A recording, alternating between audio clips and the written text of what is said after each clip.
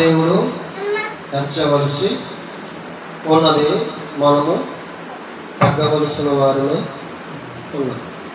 ఆమె ఎవరైతే తగ్గించుకుంటారో, తగ్గింపు కలిగి ఉంటారో వారిని ఆయన ఏం చేస్తున్నాడు? తగిన కాలంలో మరి ఆయన హెచ్చించును అనే వాక్యం చెప్తుంది. దేవునికి మహిమ కలుగును గాక. మొదటి పేతురు పత్రికలో 5వ అధ్యాయంలో మనము ఆ మాటను చూడవచ్చు. తగిన కాలమందు ఆయన వారిని ఏం చేస్తాడంటే హెచ్చించును అని ఉంది. హల్లెలూయా. ఏ కాలంలో హెచ్చిస్తాడంట?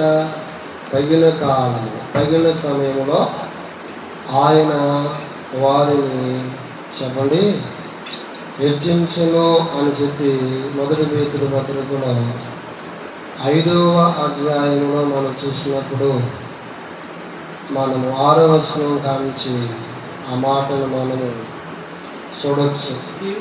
చూడండి, అక్కడ దేవుడు తగిన సమయం ఉంది మిమ్మును హెచ్చించినట్లు ఆయన బలిష్టమైన చేతి కింద దీన మనసు కలిగి మనము ఉండాలంట. స్తోత్రం చెప్పండి, గట్టిగా చెప్పండి. ఆయన బలిష్టమైన రెక్కల కింద మనం ఎలా ఉండాలి? హల్లెలూయా. దీన మనసు గలవారిని మనం అన్ని విషయాల్లో మనము తగ్గింపు కలిగి వారముగా మనము ఉండాలి. హల్లెలూయా. ఎప్పుడైతే మనము తగ్గించుకుంటామో, ఎప్పుడైతే మనం తగ్గింపు కలిగి ఉంటామో అప్పుడు దేవుడు తగిన సమయంలో హెచ్చిస్తాడు. యేసు ప్రభువారు ఆయన చెయ్యి ప్రతి కార్యం వెనుక నేను కాదు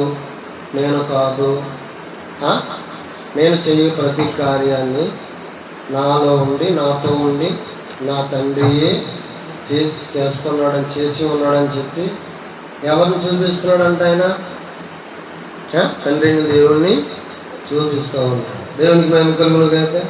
ఇప్పుడు మనం అయితే ఎవరిని చూపిస్తూ ఉంటాం అని అంటే మన బలాన్నో, లేకపోతే మన ధనాన్నో, లేకపోతే మనకున్న బలగాన్నో, బంధువులను, స్నేహితులను మనం ఎవరొకరు మనం చూపించే వారుగా ఉంటాం. పెద్ద వైద్యులు, డాక్టర్లను చూపిస్తే వారుగా మనం ఉంటాం. ఆమేన్.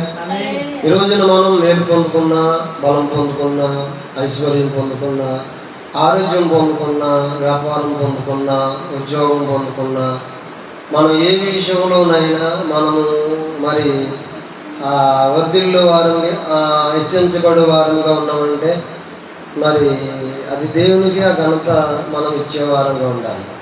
మనం చూస్తూ ఉన్నాం కదా, తమిళనాడులో ముఖ్యమంత్రిగా ఎవరైనా